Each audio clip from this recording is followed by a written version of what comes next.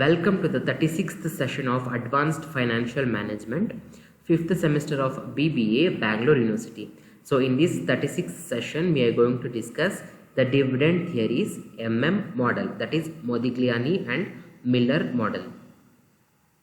Recap of previous class. In the previous session also we discussed the same, that is dividend theories model, irrelevance dividend theory. So in this session we are going to discuss another problem. The problem be like, Ram company belongs to a risk class for which the appropriate capitalization rate is 12%. It currently has outstanding 30,000 shares selling at rupees 100 each. The firm is contemplating the declaration of dividend of rupees 6 per share at the end of the current financial year.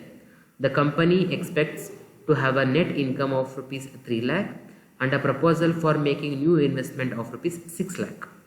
Show that under the assumptions, the payment of dividend does not affect the value of the firm, how many new shares issued, and what is the market value at the end of the year. So let's go for the solution.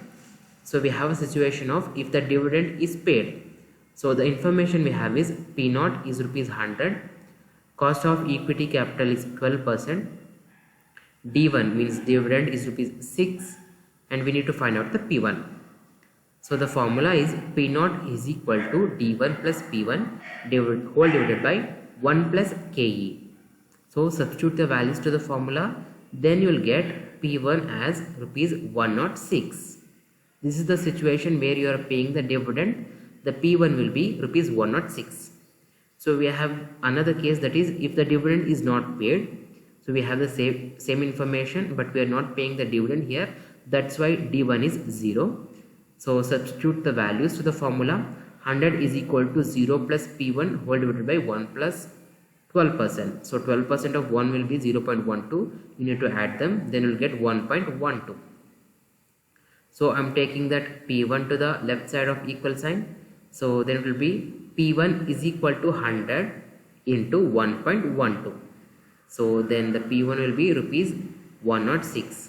As you can see, when we are paying the dividend, the P1 is rupees 106, and when we are not paying the dividend, the P1 is same, that is 106.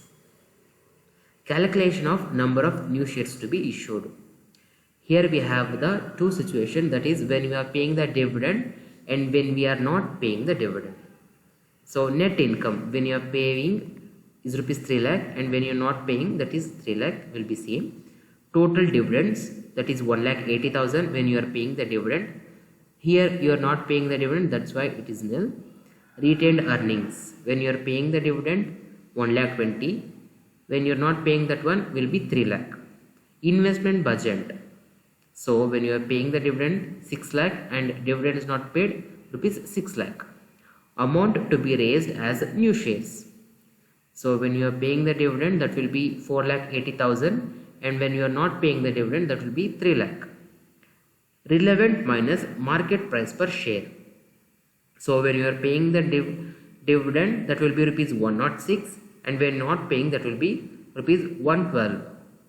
Number of new shares to be issued, that is 4,528.3 when you are paying the dividend, and 2,678.6 when you are not paying that one. Total number of shares at the end of the year. So when you are paying the dividend, that will be 30,000, and dividend is not paid, also 30,000. Existing shares is 4,528.3 in the case of dividend is paying, and 2,678.6 when you are not paying the dividend. So you need to add them. So the new shares issued will be 34,528.3 when the dividend is paid, and 32,678.6 when the dividend is not paid.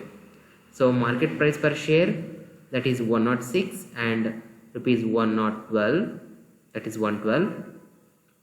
Then market value for shares, when you are paying the dividend 36,60,000, and when you are not paying the dividend, the same is 36,60,000.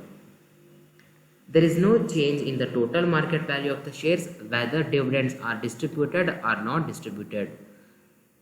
So what we learned here is whether you pay the dividend or not, there will be no change or occur in market value of shares. For example, as you can see, when you are paying the dividend, market value of share is 36,60,000, and we are not paying that one, the same market value for shares will be 36,60,000. Thank you.